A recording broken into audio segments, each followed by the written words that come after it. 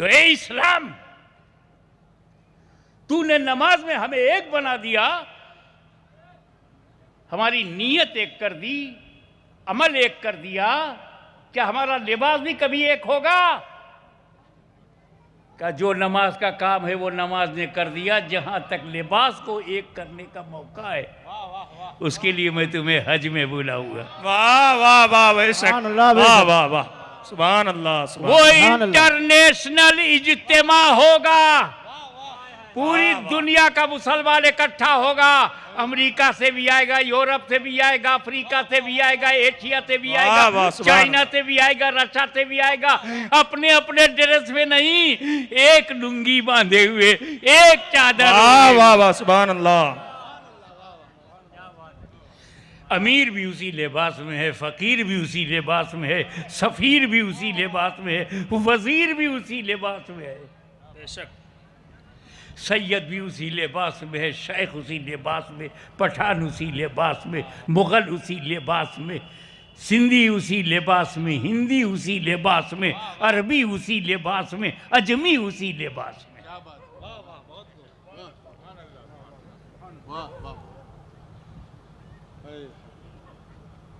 एहराम तो आपने अहमदाबाद ही में बांध लिया, नीयत रास्ते में कर लिया या नीयत भी कर लिया, जैसी आपकी मर्जी।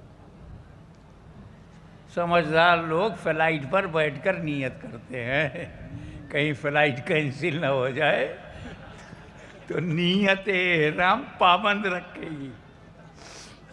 2 रकात सुन्नत एहराम के लिए पढ़ लेते हैं और जाके जहाज़ में बैठ जाते हैं। जब जहाज एकदम यकीनी तौर पर जिद्दा जाएगा तब नियत करते हैं।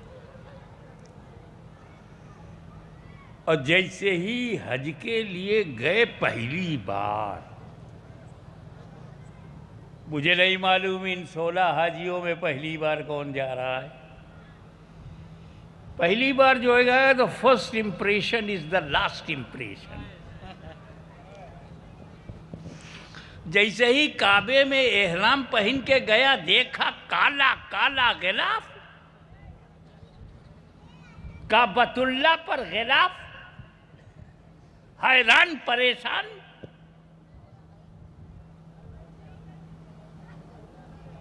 हम वलीउल्लाह पर गिलाफ चढ़ाएं तो लोग फतवा मारें, वलीउल्लाह पर हम गिलाफ चढ़ावें तो फतवा की बमबारी हो। ये काबतुल्लाह पर खुल्लम खुल्ला गिलाफ, लाखों रुपए वाला, सोने के तार से आयतें लिखी हुई, बेशक बहुमूल्य, 1000 चादर जो गरीब नवाज में चलती है उससे बढ़कर ये।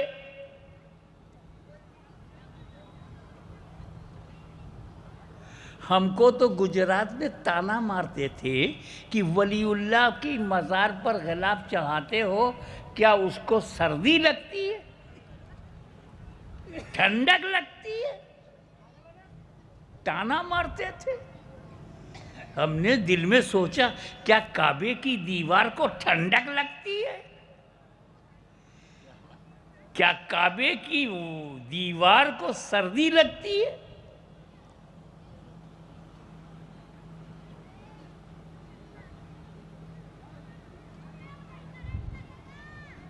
बताओ, काबे पर गिलाफ देखा है कि नहीं? किसी ने फतवा लगाया सऊदी गवर्नमेंट पर? हम गरीबों पे ही फतवा लगाओगे? अरब का अमीर डरते हो, भारत का गरीब से लड़ते हो। वाह वाह।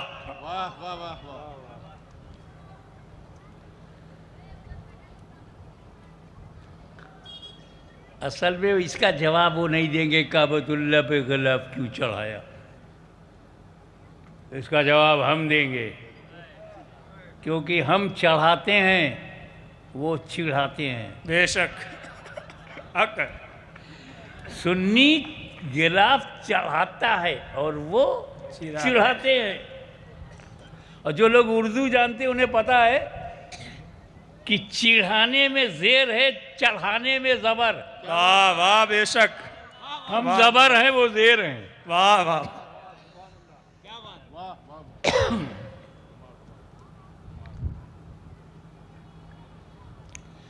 हम क्यों चढ़ाते हैं?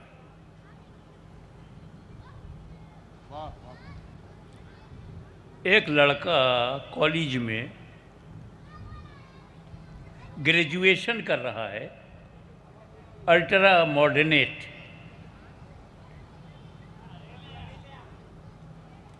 बाहर निकला और अपने एक साथी से कहा, oh my friend, please take my books and copies, put in your hand, I am going to make water. अरे मेरे दोस्त, मेरी किताब कापी थामो, मैं पेशाब करने जा रहा हूँ। वहीं किनारे दीवार पे जाके खड़े खड़े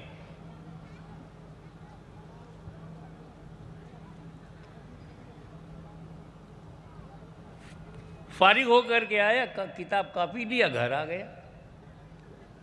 ना इस्तिंजा किया, ना पाकी किया, खड़े खड़े।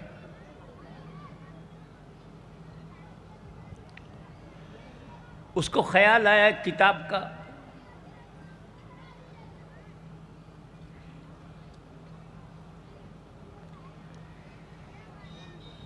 वो ढूंढने लगा किताब, निकालता था, खोलता था, देखता था, निकालता था, खोलता था, देखता था। अचानक एक मोटी सी किताब निकाली, खोला तो थर थर थर थर कांपने लगा, क्योंकि उसके हाथ में कुरान आ गया।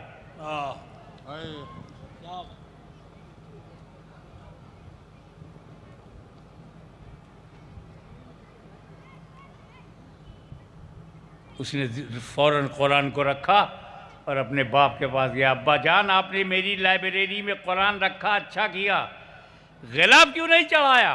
बेशक। तो बाप ने कहा, किताबुल्लाह को कुरान की ज़रूरत नहीं है। कुरान पर गिलाफ हो तब भी वो किताबुल्लाह है, और गिलाफ ना हो तब भी वो किताबुल्लाह है। बेशक।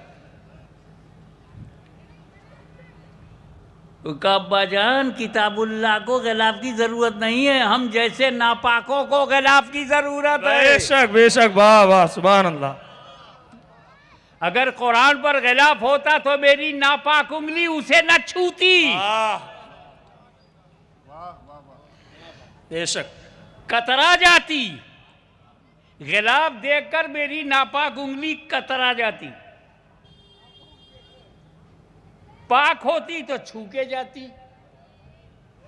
तो गिलाफ को छूता कौन है? जिसकी हालत पाक हो। बेशक। कतराता कौन है? जिसका नजरिया नापाक हो। बेशक। एक बात और सुनो, मैंने एक ग्रेजुएट से कहा कि मेरी अलमारी में चले जाओ और Discovery of India written by Jawaharlal Nehru ले आओ, मुझे कोटेशन लेना है। वो गया, 30 मिनट में डिस्कवरी ऑफ इंडिया लेके आया। मैंने पूछा, तुझे 30 मिनट क्यों लगा? कहा, हुजूर, मैंने आपकी अलमारी खोली, जब एक मोटी सी किताब निकाली, पलट कर देखा 10 कैपिटल है तो अंदर किया, फिर एक मोटी सी किताब निकाली, पलट कर देखा शेक्सपियर के ड्रामास का कलेक्शन है तो अंदर किया, फिर एक मोटी सी किताब निकाली, उसमें जॉन कीट्स पर PhD है, वो अंदर किया, फिर एक मोटी सी किताब निकाली, पलट कर देखा इंडियन कॉन्स्टिट्यूशन विद कमेंट्री है तो वो अंदर किया। 25 मिनट इसी में निकल गए। फिर एक मोटी सी किताब निकाली, पलट कर देखा डिस्कवरी ऑफ इंडिया, लेके आ रहा हूं। उस ग्रेजुएट से 30 मिनट लगा। मैंने कहा, मुफ्ती साहब आप चले जाओ, सही बुखारी लेके आ जाओ, मुझे एक हदीस नोट करना है। मुफ्ती साहब गए, 40 मिनट में बुखारी लेके आए।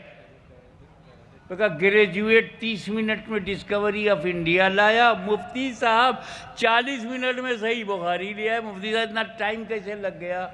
बोला, हजरत आपकी लाइब्रेरी है या किताबों का जंगल है?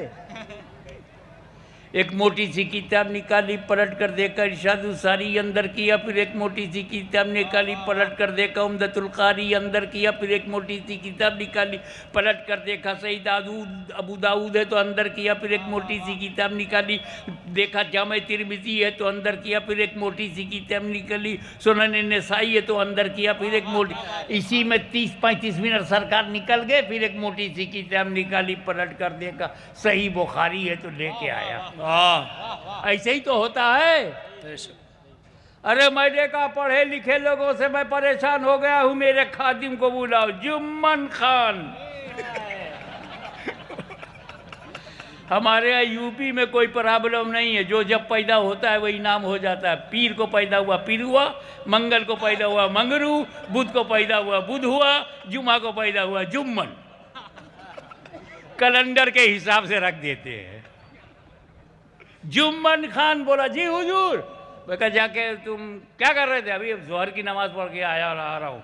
अब वजू से हो? हाँ। जाओ कुरान ले आओ। वो गया 5 मिनट में ले गया 5 मिनट में कुरान लेके लाइब्रेरी से आ गया।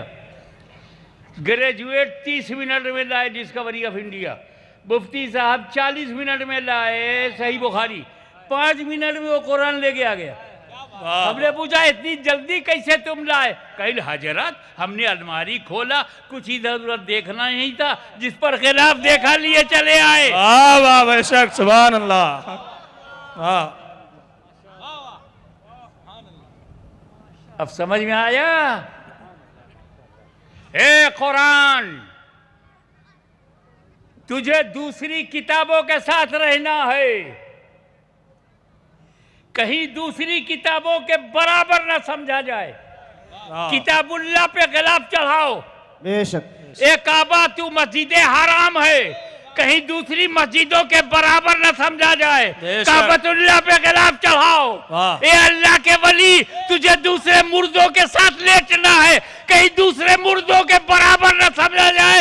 वलीउल्लाह पे गिलाफ चढ़ाओ। अल्लाह, नारे तकबीर, अल्लाहु अकबर, नारे रिसालत, या रसूल अल्लाह, ज़ियारत हरमैन शरीफैन, जिंदाबाद, हुजूर गाज़ी मिल्लत, जिंदाबाद, नारे तकबीर, अल्लाहु नारे रिसालत।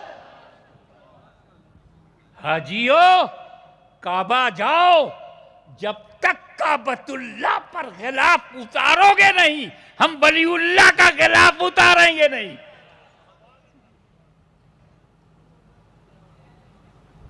फिर हज ने क्या किया? एहराम पहनाया, काबे का जलवा दिखाया, गिलाफे काबा का दीदार कराया और कहा अभी हज स्टार्ट नहीं हुआ। हज स्टार्ट ही नहीं हुआ, न एहराम बांधने से, न ये न वो। काबे में हज है और काबे में पहला काम है हजरे असवद को चूमना। बेशक, हजरे असवद अल्लाह नहीं है, गैरुल्लाह है।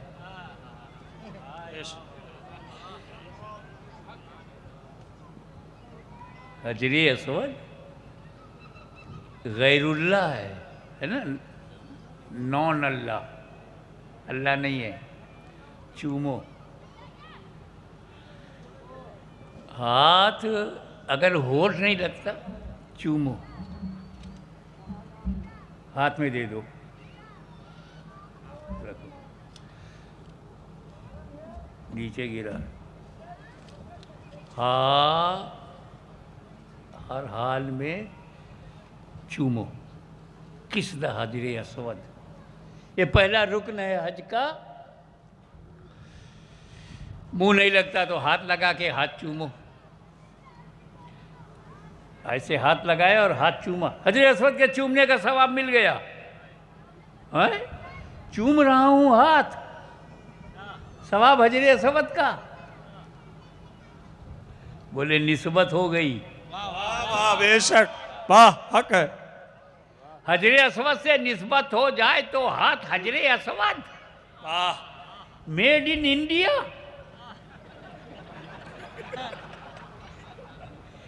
मैं भारत में पैदा हुआ, मिट्टी यहीं की है, यहीं के खमीर से मेरा बदन बना और मैंने हजर अस्वद से छू दिया, हाथ लगाया तो हाथ हजर अस्वद बन जाए। उसे चूमना, हजर अस्वद के चूमने का सवाब अगर दिल मिल जाए। ओह बेशक बेशक, वाह हक।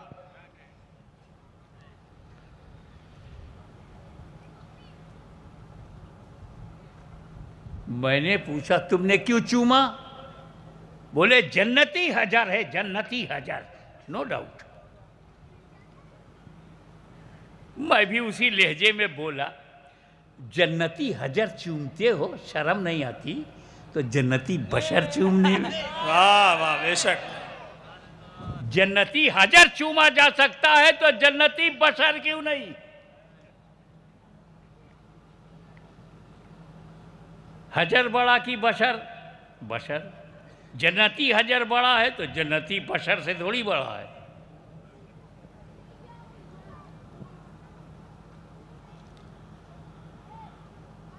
उनका नबी ने चूमा है।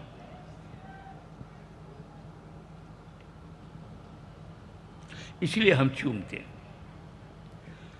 होली प्रॉफिट सल्लल्लाहु अलैहि वसल्लम किस हजर Aswad, so I follow him. आई किस बिकॉज ऑफ होली प्रॉफिट। उनके कारण हम चूमते हैं। उन्होंने चूमा, नबी ने चूमा। अच्छा, हमारे चूमने की वजह यह है कि नबी ने चूमा। नबी ने क्यों चूमा? उनकी वजह क्या है? उम्मती की वजह है कि नबी ने चूमा। नबी की वजह क्या है? नबी ने इसीलिए तो चूमा कि लोग जन्नती के चूमने को शिर्क न समझें। मेरी समझ में यही फतवा नहीं आया कि चूमना शिर्क है, गैरुल्लाह को चूमना शिर्क है। ये फतवा मेरी समझ के बाहर है, क्योंकि चूमना शिर्क हो ही नहीं सकता। चूमना कभी सवाब है, चूमना कभी जायज़ है, चूमना कभी हराम है। शिर्क तो होता ही नहीं। आपने माँ बाप के कदम को चूमा तो सवाब है, बेशक बेशक। औलाद को चूमा तो जायज़ है, बेशक। पड़ोसन को चूमा तो हराम है।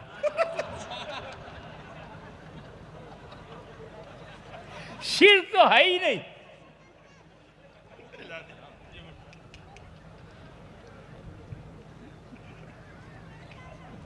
चूमना शिर्क नहीं है, शिर्क तोड़ है,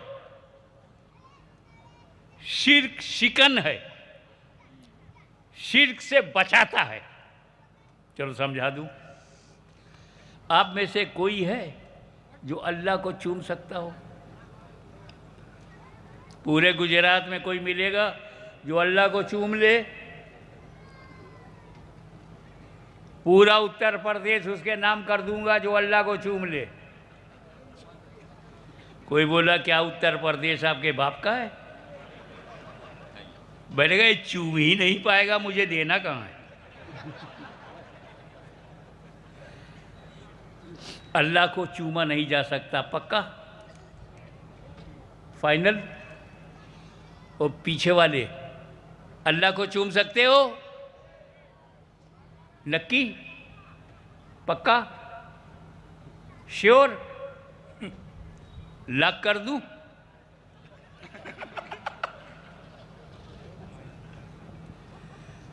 तो जब ये तय हो गया कि हम अल्लाह को चूम नहीं सकते, तवज्जो, जब ये तय है कि हम अल्लाह को चूम नहीं सकते, तो ये भी तय हो गया जिसे चूम लेंगे वो अल्लाह हो नहीं सकता। बेशक बेशक हक है। वाह बेशक बाबा, हक है। बेशक। तो ईसा मसीह के मोजिज़ात को देखकर लोगों ने उन्हें इब्नुल्लाह कह दिया। कहीं गौसे आजम की करामतों, गरीब नवाज के चमत्कारों को देखकर, अल्लाह के वली के मुहय्यिरुल उक़ूल मामलात को देखकर कहीं लोग उन्हें खुदा न कह दें, तो तुम इन्हें चूम लो ताकि दिल बोल पड़े मैंने चूम लिया है, ये अल्लाह हो नहीं सकते। बेशक बेशक। तो इस चूमने ने हमें शिर्क से बचा लिया।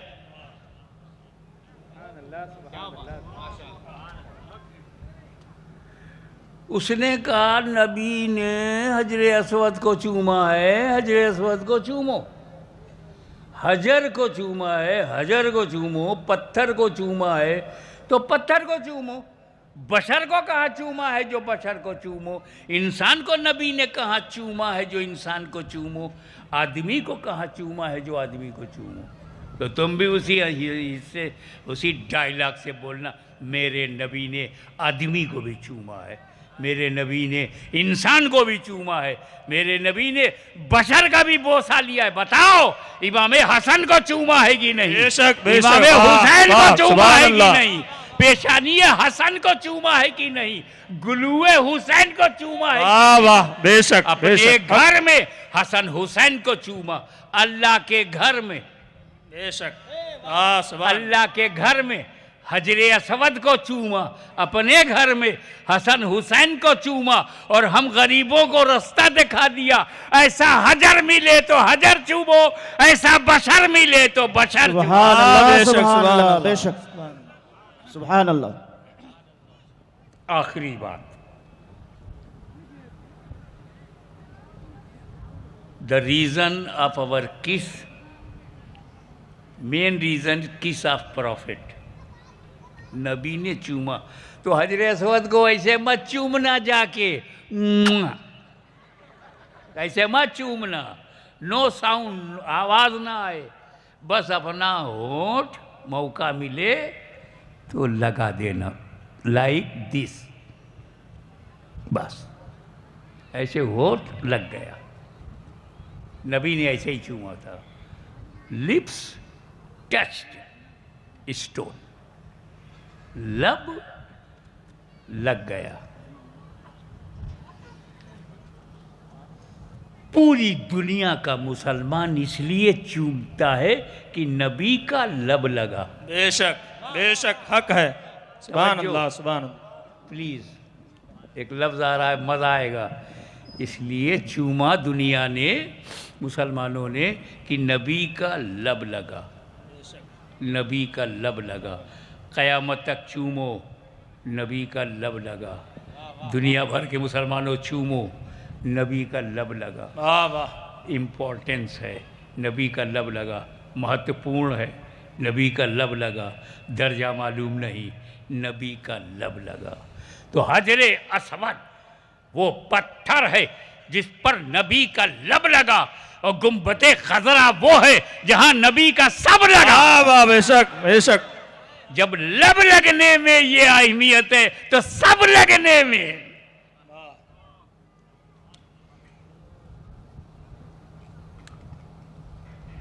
और लगे पर एक बात कहूं जो दिल को लगे,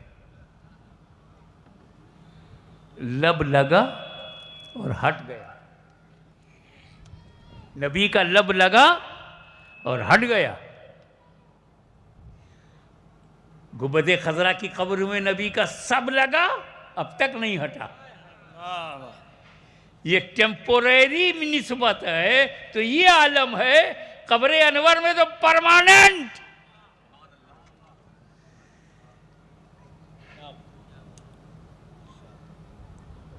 अब वहां से आप गए मिना और गए शैतान को मारा। क्या यार, शैतान तो वहां है ही नहीं। बड़ा शैतान, मझला शैतान, छोटा शैतान, कहाँ है वो? पागल है जो हज में वहां खड़ा होगा पिटने के लिए। खंबा मार के आते हो, कह दो शैतान को मारा। खंबा शैतान है, अब वो एक दीवार बना दिया, दीवार शैतान है। जहां पिटने का प्रोग्राम हो, 30-40 लाख हाजी मारने आए हों, वहां कोई पिटने के लिए जाएगा? तुमने उसे शैतान क्यों कहा? वहां तो शैतान है नहीं। वास्तविकता क्या है, रियलिटी क्या है? हजरत वह शैतान नहीं है, मगर शैतान वहीं खड़ा होकर इस्माइल को धोखा दे रहा था, इब्राहिम को बहका रहा था। वहां शैतान खड़ा नहीं है, लेकिन खड़ा हुआ था। उसका कदम यहां पड़ा है, उसी कदम पर पिलर है। तो जगह की तौहीन, जगह वाले की तौहीन। हम जब जगह को कंकरी मारेंगे तो शैतान को मारा। बेशक वहां शैतान हो ना हो, उसकी जगह तो है। तो जगह की तौहीन, जात की तौहीन। हज ने सिखाया उसी जगह की तौहीन करना जिसकी जात तौहीन के लायक हो। कभी नबी की कब्र की तौहीन न करना, ये नबी की जात है। बेशक वली की कब्र की तौहीन मत करना, ये जगह वलीउल्लाह की है, जो जगह नबीउल्लाह की है, जो जगह कलीमुल्लाह की है, जो जगह खलीलुल्लाह की है, उसकी तौहीन अंबिया की तौहीन है, औलिया की तौहीन। हज करो तो हज का मकसद भी समझते चलो। अब इतनी मेहनत करके जब आए हैं तो अब मदीना चलो। शेर पर बात ख़त्म करता हूँ। काबतुल्लाह से बुस्तान मदीना की तरफ, काबतुल्लाह से बुस्तान मदीना की तरफ लेने को हज का समर जाएंगे इंशाअल्लाह। वाखिरु दावाना अनिल हम्दुलिल्लाहि रब्बिल आलमीन। इस्लाम 5 पिलर पे है।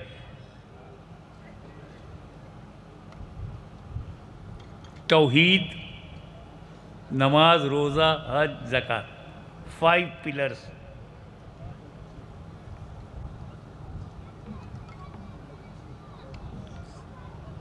पांच खंभों पर पूरा इस्लाम है।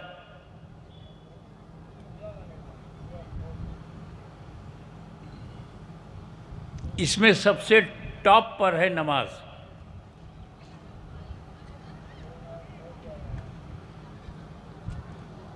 इसकी वजह फिर कभी बताऊंगा, टॉप पे क्यों है। 2 जुमले में बता दूं। ये रोज़ा, ये हज, ये ज़कात, ये तीनों मदीने में फ़र्ज हुए। रसूल ने मदीने में दिया। हज की फ़र्जियत मदीने में, रोज़े की फ़र्जियत मदीने में, ज़कात की फ़र्जियत मदीने में, मकान में मिला। 3 इबादतें मकान में मिली, नमाज ला मका में मिली।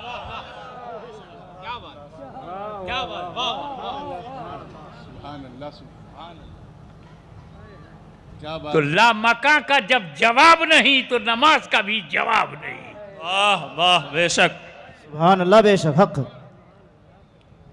कितना रुपया खर्च करना पड़ता है गवर्नमेंट को डिसिप्लिन के लिए, कि आर्मी में discipline,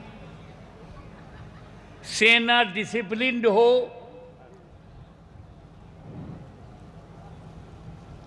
early in the morning उठाती है,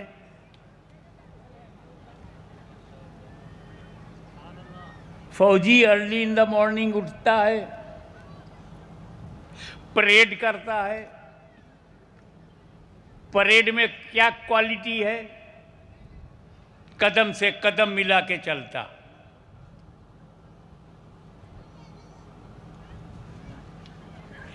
इस पर कितना बजट है? ये क्वालिटी पैदा करने के लिए कितना पैसा खर्च होता है? अरबों रुपया, सैकड़ों नहीं, अरबों।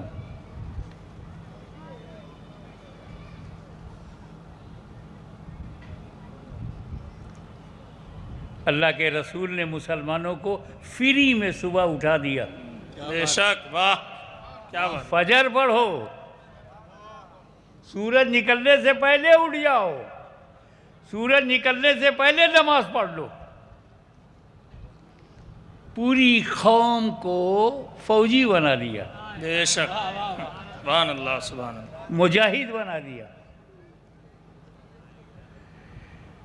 और मस्जिद में जमा किया, वाह, कदम से कदम, कंधे से कंधा मिला दिया। बेशक, बेशक। और मंजर क्या है? इमाम आगे है, इमाम के पीछे बांगी है। बांगी से ज़्यादा गरीब कोई होता नहीं। बांगी के पीछे करोड़पति खड़ा नमाज पढ़ रहा है। बेशक, हक है। मुसलमान है और वजीर आला है तो चीफ मिनिस्टर पढ़ रहा है कश्मीर में।